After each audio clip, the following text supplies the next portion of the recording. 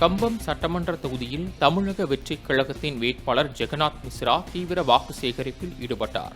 தேனி மாவட்டம் கம்பம் சட்டமன்ற தொகுதியில் தாவேகா சார்பில் ஜெகநாத் மிஸ்ரா போட்டியிடுகிறார். இவர் தொகுதிக்குட்பட்ட பகுதிகளில் தீவிர வாக்கு சேகரிப்பில் ஈடுபட்டு வருகிறார்.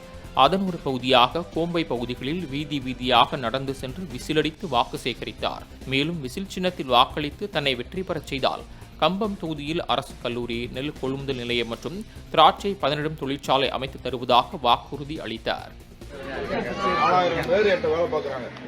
அவ்வளவு தொழிலும் தொடங்கி விட்டுட்டு எப்படி விஜய் தளபதி விஜய் வந்து கொடான கோடி வருமானத்தை விட்டுட்டு மக்களுக்காக வந்தாரோ நாங்கள் மக்களுக்காக வந்திருக்கேன். ஒரு நல்லவனுக்கு உங்க வீட்டு பிள்ளைக்கு உங்க தம்பிக்கு நீங்க ஒட்டுமொத்த ஓட்டையும் நீங்க வாங்கி கொடுக்கணும். என்னைக்கு உங்களுக்கு விசுவாசமா இருப்பேன், நம்பிக்கையா இருப்பேன். உங்களுக்கு என்ன காரியம் வேணுமோ அந்த காரியத்தை ஒன்னு அரசாங்க மன்றத்தில் செஞ்சு கொடுப்பேன்.